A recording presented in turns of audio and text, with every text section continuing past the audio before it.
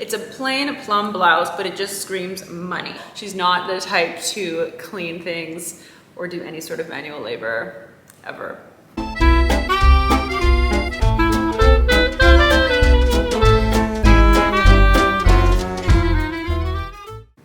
Hey you guys, welcome back to my channel. If you're new here, my name is Jessica and I created Dolled Up by Jay.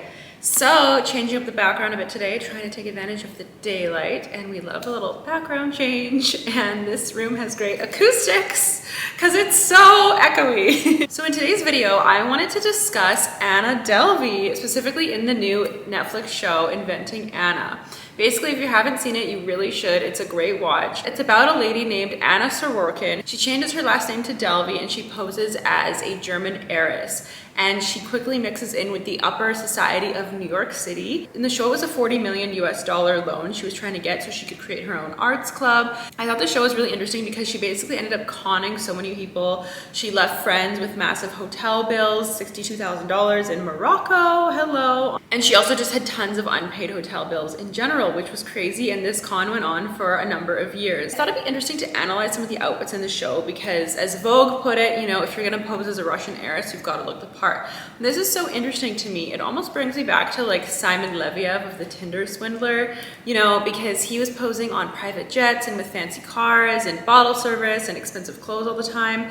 And so the women that ended up giving him money and taking loans for him, like, what? They believed that he was good for the money, and the same thing is with Anna. Her friends thought, you know, she'd be good for the money whenever they did favors for her, you know, lent their credit cards, etc. So I think it's really interesting to analyze, you know, what about her style and maybe the style of like affluent people make them seem trustworthy? What are they wearing to look affluent? I read a number of articles about the costume design for this show as well. The costume designers basically said that they went through a lot of her old Instagram posts and tried to replicate the same outfits, and if they weren't available, they would make them in their costume studio. Some items as well weren't exactly alike. Some of them were actually elevated more than what she actually wore, because they really wanted to drive it home like her look. I wouldn't say this show is like a fashion masterpiece necessarily. I think it's interesting to see what she wore. It's not super ostentatious, fabulous, like say Dynasty, but it's not necessarily as boring as Succession's old money vibe.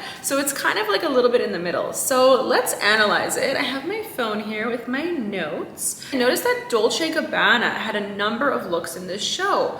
And I'm finding that Dolce & Gabbana has been seen on more and more celebrities lately. And part of me wonders, is this some secret plan for like a brand revival of Dolce & Gabbana? Because, you know, the scandal that happened a few years ago and they want to get back out there in a way. I'm just wondering. So there's a number of amazing looks from Dolce & Gabbana. This pink like brocade suit is honestly so nice. It's pink and gold. Beautiful, beautiful, beautiful, but like very expensive and stunning. And these type of textures, you know, they do really kind of give the look of money when you have like a beautiful textured fabric and then a lovely kind of metallic, and the pattern is woven in, you know, it's not screen printed or anything like that. Screen printing is much more affordable to do. So, you know, when you see outfits like this, they're not as easily to come by in fast fashion. You just don't really see them that much, and if you do, they're not really well done. There are exceptions, of course, but I feel like they had her in some of these really beautiful brocade type prints and like florals in lustrous materials because she wanted to look,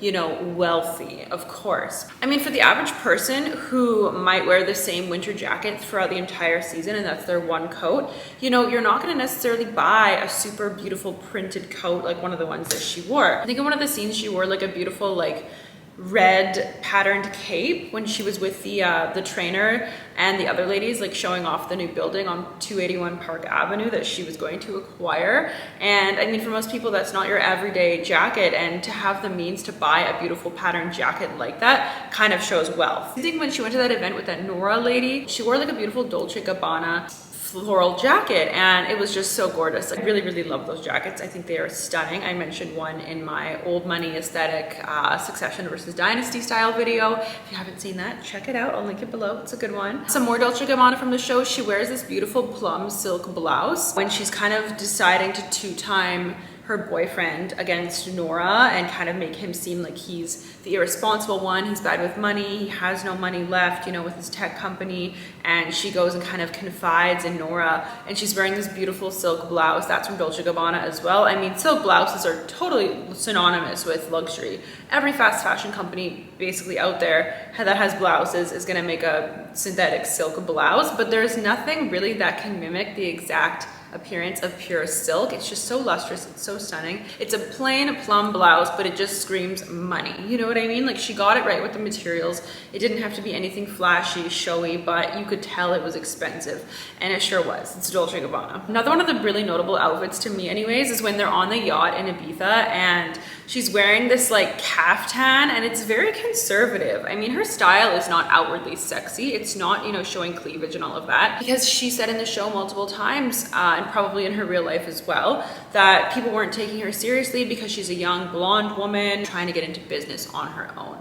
And her style definitely became a lot more conservative. You know, there's a scene where she's sitting in the apartment with her boyfriend and she's wearing like a very kind of playful, almost juvenile striped sweater that didn't look expensive at all. Maybe it was, I'm not sure, I didn't look into it.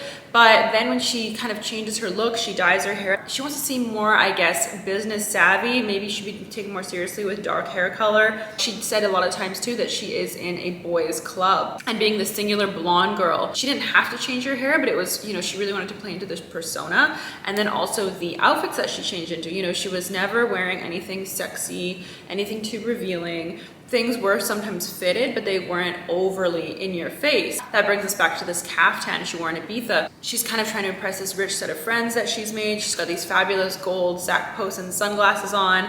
And the caftan itself, it's from Etro. It is just like all floor length, high neck, long sleeves. It's a very, very, almost a bit aging on her, in my opinion. I would have liked to see something with like a little, you know, arm exposed, a little chest, not necessarily cleavage, but a little something. But I get it, it's that she could afford this draping, beautiful silk floor length caftan, and it wasn't about being sexy, it was just making a statement and being on a yacht. I think it was a really good one to drive home the point of the image she's trying to portray. Another one of the notable outfits was when she goes down the stairs from the swanky multi-level, I think it was Upper East Side apartment she was staying in at Nora's house with her ex-boyfriend. She comes down the stairs and she's actually up before noon for once, which Nora was giving her a hard time about.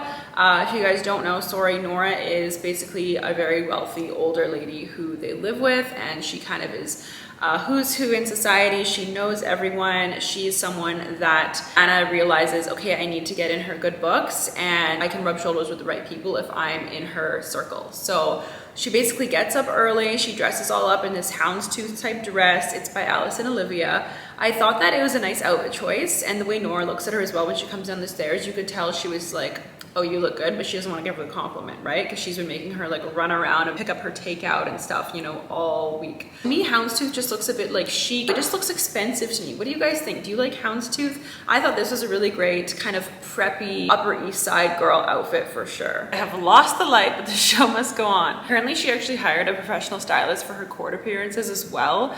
That was $1,200 US a day, which is interesting because, like, no offense, but when you look at the photos of what she wore in court, like the actual Anna Delvey, I'm really not that impressed. Like, it's not giving me $1,200 US a day vibes, you know what I mean? But a lot of her looks were just like black, a little bit more modest, but there was a couple of cleavage ones. And then also back to the silk, she is around the Upper East Side home in this beautiful green silk robe. I can't actually remember who designed it, but it is really beautiful. And it's, again, kind of synonymous with beautiful materials and, you know, the perceived luxury and wealth by the quality of the clothing that she is wearing.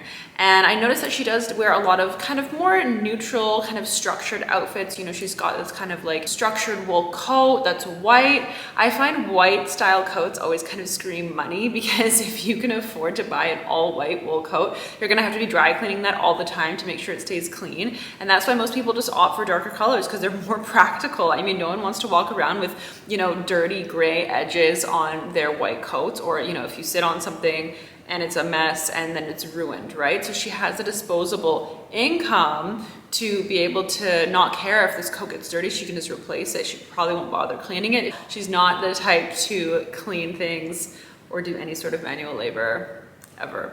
She just shops constantly. And she has a lot of, you know, expensive bags. She rocks a Lady Dior bag, I believe, when they were walking around the building in Park Avenue. And she's got like a Gucci bag. She also wears a Birkin when she's leaving the hotel. I think she had just paid the bill. It was 12 George Street, I believe. I think the real one is actually 11 George. Might be reversed, but she stayed there I think for like 47 days and the bill was $33,000 and she couldn't pay it. And then it's her kind of leaving the hotel, getting picked up by a car with her Hermes Birkin, and she's like, oh, I'm better than all of you. Nora definitely is an interesting supporting character. I enjoyed her scenes. She's very, very typical, as you would expect, high society woman, very kind of pretentious, not the most welcoming, not the most friendly, very judgmental, but her looks as well definitely scream money. And I find it specifically interesting when she is wearing this kind of, I think it was a Camilla robe. Camilla is a really lovely brand. Everything is beautiful, kind of eclectic, bohemian, 100% silk items, really beautiful. She's wearing this Camilla robe and drinking a mimosa. It's just one of those typical luxurious life things, you know, it's a weekday and they're just sitting in the kitchen drinking mimosas and she's got her silk robe on in the Upper East Side. It's just like it's such a vibe, you know, I'm here for it. Another thing that I thought was interesting was the contrast with Anna's looks and the journalist, Vivien, who is doing this whole story on her, and you can actually read the article in, I forget what magazine it was actually for, but I will link it below for you. It's a very interesting article. If you don't want to watch the entire 9-part Netflix series and you want some of the actual facts, because Netflix did, you know, enhance a few things, then definitely read the article. It takes about 5 minutes. It's super, super interesting. I really wish there was like a whole novel. Not that I'm glamorizing this, but I think people are just so fascinated with how she got so far, you know? So yeah, the journalist Vivien, I feel like they really did a good effort of contrasting her. You know, she's a journalist, she's got a baby on the way, her husband is an artist. They definitely don't live in the Upper East Side. They kind of live in what looks like a smaller apartment in the show. I'm not sure what her financial situation is like, but it's definitely not as lavish as Anna's, just from how you see her living. And also the way she dresses. She's often wearing what appears to me as a bit ill-fitting, untailored coats. They're quite boxy, they're quite large. They've kind of got shoulders that look too big for her frame. And some of the materials, I will say, do look a bit nice. Some look a bit frumpy. And then she's always wearing very kind of loose-fitting blouses. I mean, yes, I know she is pregnant. They really, really tried to make her as far from Anna as possible in her style. And it was a funny scene in the show where Anna just blurts out, are you pregnant or are you normally just that fat? Like, this is the kind of person that we are dealing with here. Very, very blunt. There's no filter.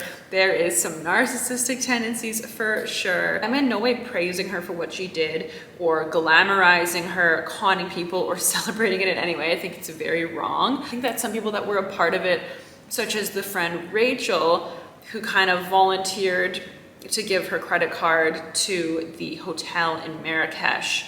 She was doing it very reluctantly, but there was no other credit card option.